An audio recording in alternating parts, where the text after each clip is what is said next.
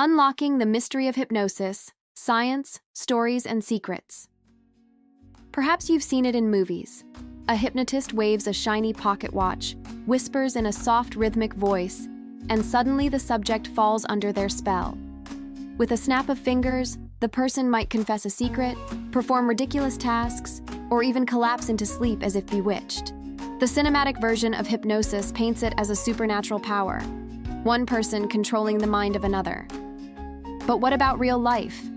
Could someone actually take control of your thoughts, your willpower, even your actions?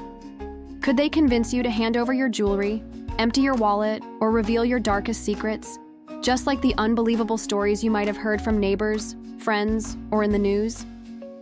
This is where science and myth collide. Hypnosis exists, but not in the way many people imagine. It's neither black magic nor fantasy, yet it's not entirely understood either.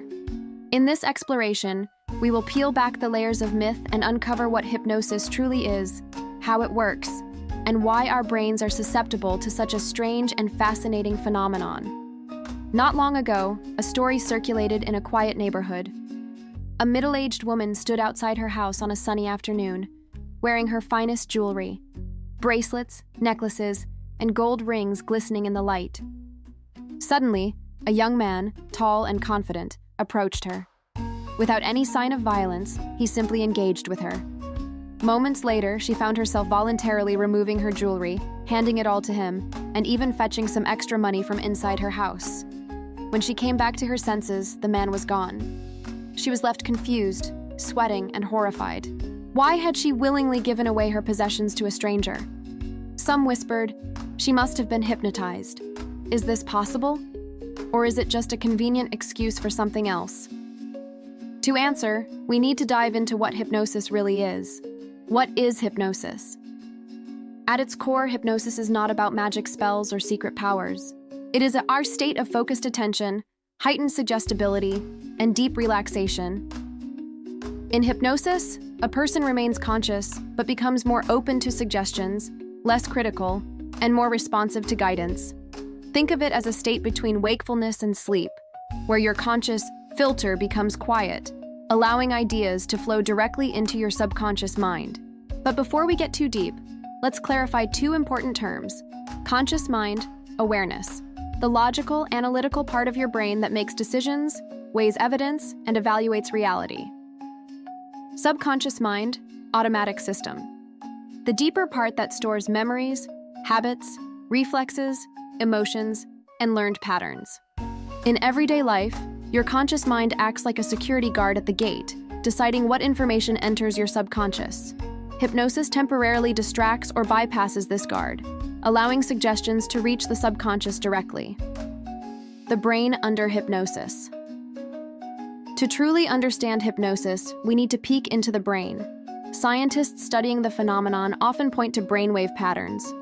In normal waking life, our brain produces beta waves, alert, analytical thinking. When we relax, we shift into alpha waves, calm, creative, receptive. Hypnosis often deepens this state into theta waves, which are linked to daydreaming, imagination, and memory recall. In this theta-like state, the conscious mind loosens its grip and the subconscious becomes more accessible. That's why under hypnosis, people can vividly recall childhood events, accept new habits, or imagine scenarios so strongly that their body reacts as if they were real. Common misconceptions. Let's clear up a few myths. Shani 1. Hypnosis is not mind control. A hypnotist cannot force you to commit crimes or go against your deepest values. If someone truly doesn't want to act, hypnosis won't override their core morals. 2. You don't lose consciousness. Hypnotized people are not asleep. They often remember everything afterward. 3. Not everyone is equally hypnotizable. Some people are highly suggestible, while others are more resistant. It's a spectrum, not a guarantee. 4. Stage hypnosis is different from clinical hypnosis. What you see in comedy shows or entertainment is often exaggerated, carefully selected, and mixed with social pressure. Therapeutic hypnosis, on the other hand, is used in medicine and psychology. Hypnosis across cultures and history. Though modern science frames hypnosis in neurological terms, the practice is ancient. In ancient Egypt, priests used trance rituals in healing temples. In India, yogis practiced meditation and mantra chanting to reach altered states. In medieval Europe, religious ceremonies often included rhythmic chanting and repetitive movements that induced trance-like states. In the 18th century, Franz Mesmer popularized what he called animal magnetism, a precursor to hypnosis. Though his theories were flawed, his dramatic sessions laid the groundwork for modern hypnotism.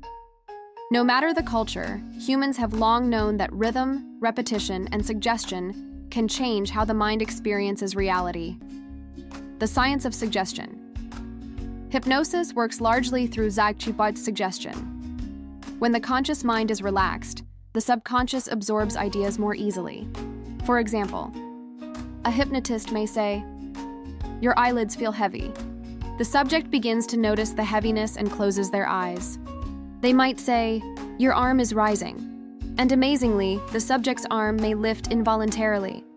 This isn't magic. It's the subconscious taking an idea and turning it into action. Hypnosis in medicine and psychology. Far from being a carnival trick, hypnosis has legitimate uses in healthcare. 1. Pain management. Hypnosis has been used to reduce pain in childbirth, surgery, and chronic conditions.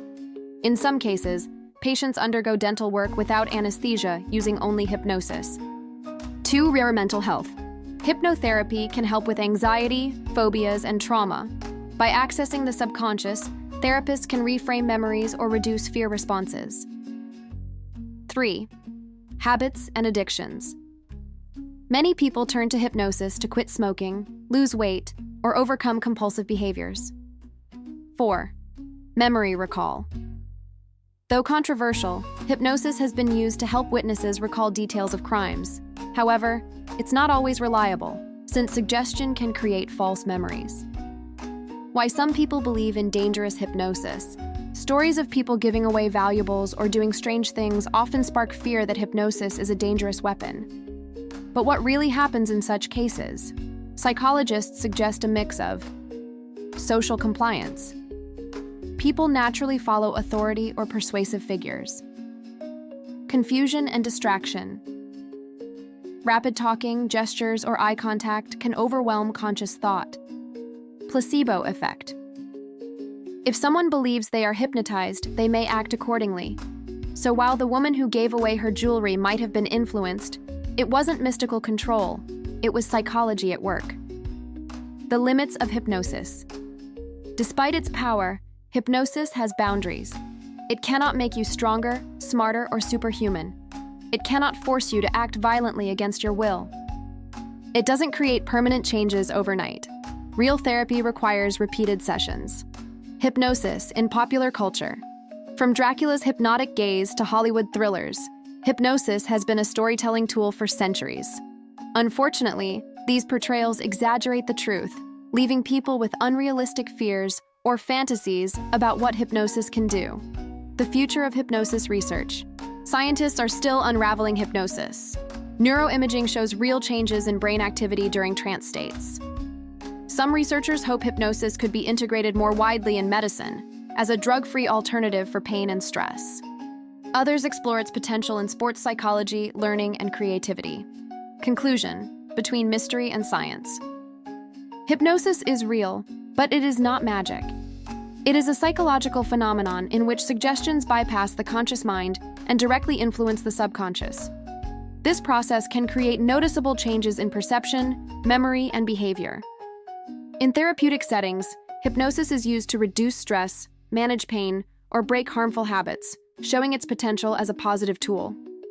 In entertainment, it demonstrates the fascinating responsiveness of the human mind. While some misuse it to deceive or manipulate, hypnosis does not grant unlimited control over others. Instead, it highlights the complex relationship between consciousness, focus, and suggesting.